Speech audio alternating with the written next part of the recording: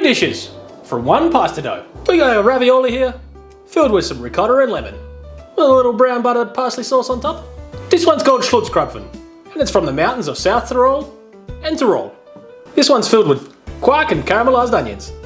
And then we got a Zillertaler Krapfen, which don't get confused with your normal Austrian donut. This is made from a pasta and also comes from the same region as here, Zillertal. And this one's filled with a more coarse quark and also caramelized onion. Okay, to start off this dough, we're going to use 1 egg per 100 grams of flour. So we're going to bust in all the eggs, give them a little mix up, and then we'll add the flour and salt.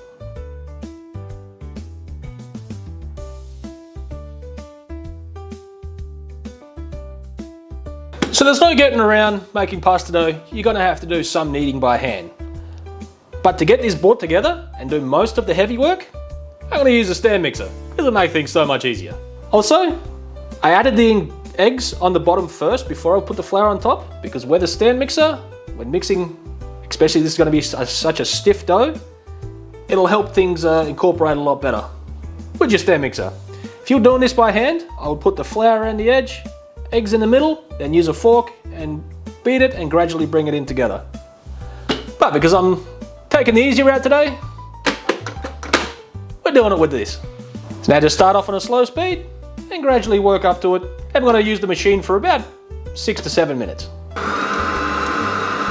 Also with doughs like this, usually I'll give it a bit of a customary scrape down, but I'm going to let this one go a little bit longer than I normally would before I scrape it, because I want it to mix and bring in as much of the liquid as possible, then just bring the rest of the flour it needs in from the sides. So I'm going to let it go as long as I can, and then just before I finish mixing, I'll give it a scrape to make sure everything's incorporated. So at this point, as you can see, nearly all of the dry flour and liquid has come into a dough. It's just a little bit stuck around the edges, which is the point I'm going to scrape down. So we'll get that screwed back down. We'll give it a scrape, get all those bits off. We'll plop the dough back in.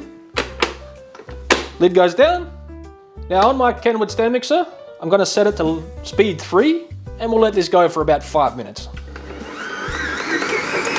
It's been kneading away for 5 minutes.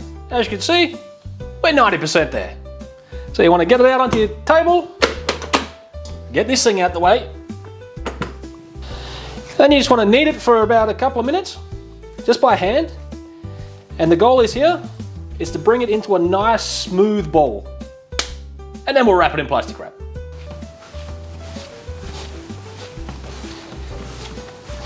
So, just after a couple of minutes of kneading by hand, you should have a nice smooth dough ball. Looks a little something like that. Now let's get it wrapped up in some plastic. This is also another very important step. Once you got it wrapped up in plastic, we're going to let this rest for at least 45 minutes to an hour, because if you try to roll this out now, it's just going to suck back up on you and you won't be able to do nothing with it. So we let it rest, so when we roll it out, it stays in a nice long sheet or whatever form you want it to do with it. So it's actually a good thing the dough's going to rest. It gives us plenty of time to crack on with these fillings. So the first one you want to get going is some caramelized onions, which you just want to slice up a bunch of onions nice and thinly. The best way I like to slice up an onion into thin strips, cut off the top and the root side, then from top to bottom, north to south, however you want to look at it, and just go ahead, nice and thinly like this. Then when you get to the end bit, just give it a turn and slice it up. And then you're left with nice little thin strips that are perfect for caramelizing these down. So obviously, I'm going to go through and top and tail all these onions, peel them all first, and then go through and cut them all up one time. Right, once you got some tears welling in your eyes, it's time to head to the stove and get these cooking down. Get a bit of olive oil in your pan, or butter, or any other oil you want to use, doesn't really matter. And get your onions in. Hit it with some salt.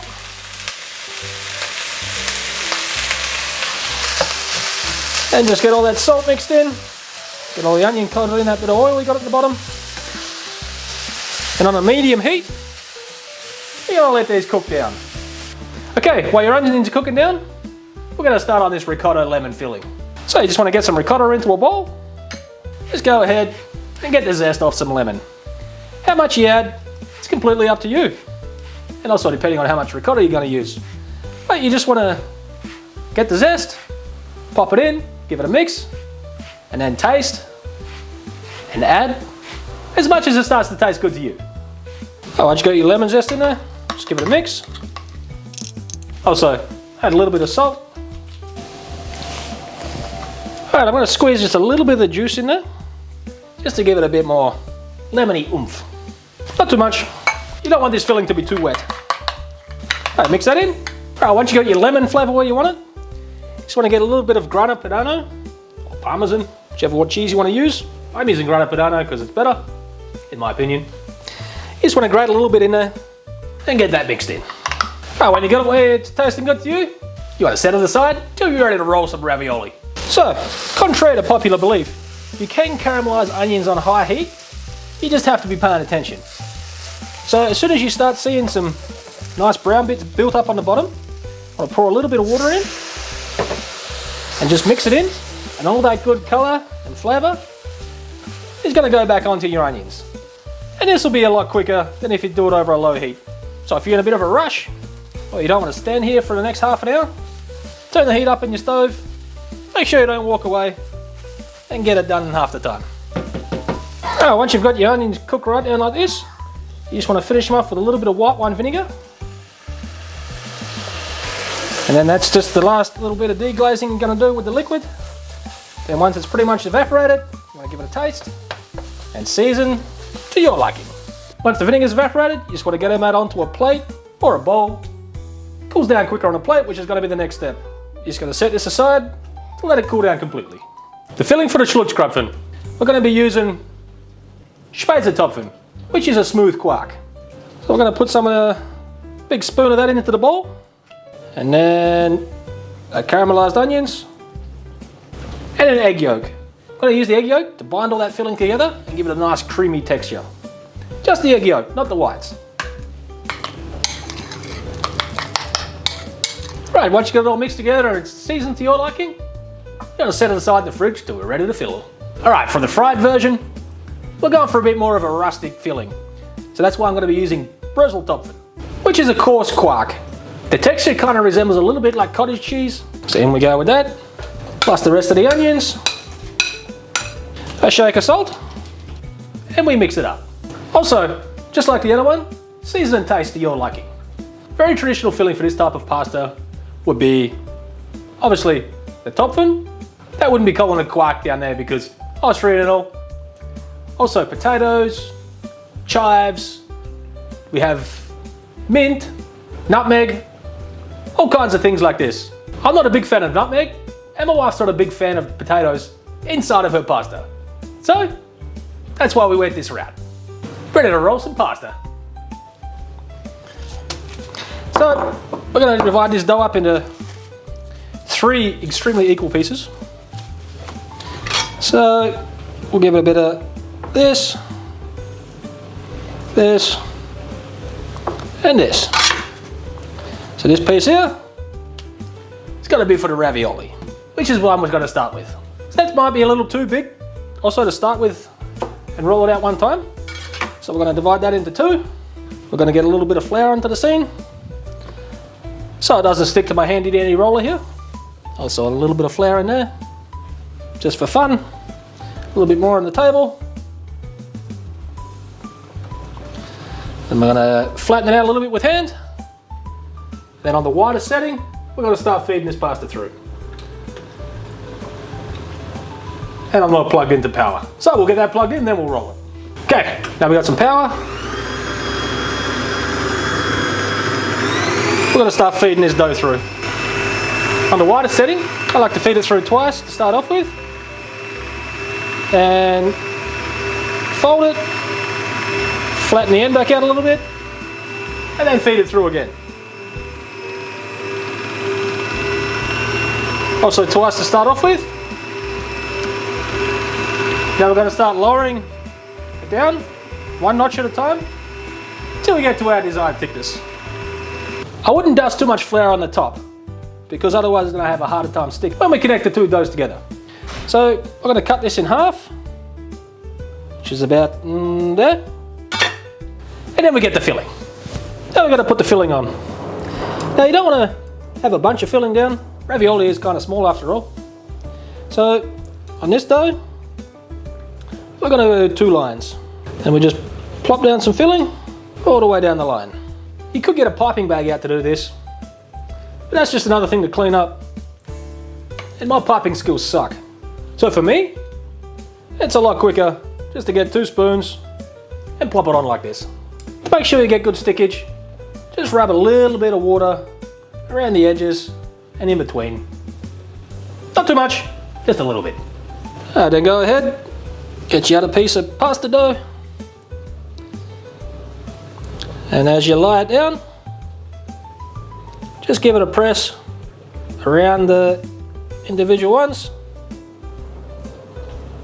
to make sure you get all the air out, and it seals up nice. Once you got them all sealed up nicely, there's not too much air in between them, or no air is perfect, you want to cut them up. Now I'm going to be using this fancy little wheel cutter here, but you could just use a knife or a bench scraper if you don't have one of these.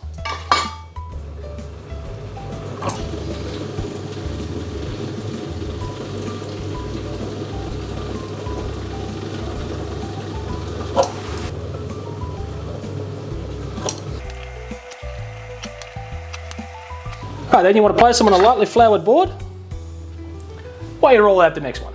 Now we set them aside and roll out the Schlutzkrapfen. Now this one we're going to roll out thicker than we did for the ravioli. To roll it out, the start is the same procedure. Wider setting, we're going to pass it through.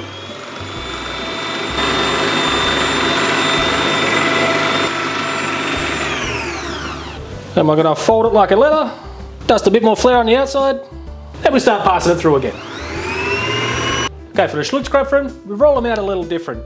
So we're going to put our filling on the top half of the dough, and then we're going to get the bottom half and drape it over the top and make these perfect little moon shapes. We get a nice little spoonful of the filling, and we plop it down on our dough toward the top half of the dough. Also, these ones aren't as small as the ravioli, so make sure you put enough filling on there. Maybe not that much.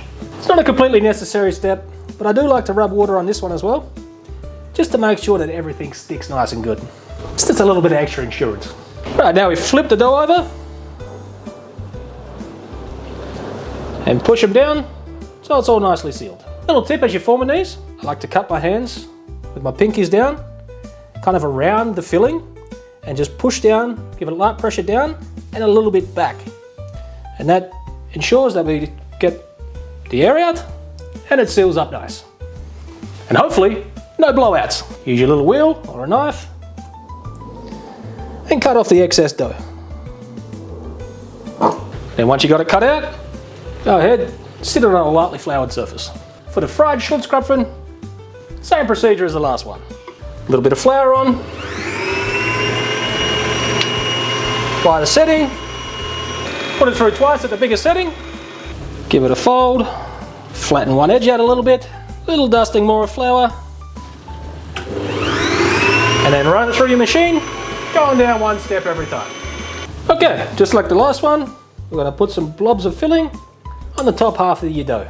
Then put a little bit of water on the seams, just make sure it sticks well. Then fold the top half over the bottom half. Seal them up nice and tight. Here's the same trick as I told you before. A little bit of push down with your pinkies, a little bit of pressure, and back. Right, now go ahead and cut them up. Okay, for the sauce, we're going to brown off some butter. Alright, as soon as you start seeing little brown flecks in the bottom of your pot, you want to take it off the heat and then instantly throw in some roughly chopped parsley. For the fried one, we're going to put a little bit of vegetable oil in the bottom, and then for that good Austrian flavour, a little bit of clarified butter, just to make it taste good. Alright, you want to go ahead and put your Schlutzkrapfen in some simmering water. While you got those ones in, you might as well go ahead and get these in the oil frying at the same time. Now, when they got some good colour, I'm gonna go ahead and remove them from the fire. Alright, then after 7 short minutes, you want to get them out onto a plate. Right, this is some simmering water. You want to plop in your raviolis. Okay, and after 4 short minutes, you want to get them out the pot and onto a plate. Right, you want to hit the ravioli with a little bit of your brown butter parsley and also your boiled Schlutzkrapfen. Squirt them both with a little bit of fresh lemon and they're ready to go. With this one, I'm going to go on with a little bit of fig mustard. Because I'm thinking brown butter and parsley might be a little heavy for this one. This kind of reminds me of an empanada, especially the dough on the outside. It's not crispy, but it's nice and soft to bite through, and it's pretty damn tasty. Let's try this Schlutzkrapfen. If you've had ravioli before, this tastes like a big hearty ravioli, which is quite fitting considering it's from the mountains. They need to eat this kind of stuff. You know, the mountain people need to have a bit more heft to get through those cold winters. And last but not least, ravioli, as nearly everyone knows it. Nice al dente pasta, a nice zesty and creamy filling. There's really not much else to say. That's pretty damn good. All in all comes from one pasta dough. I reckon that's a little something for everybody.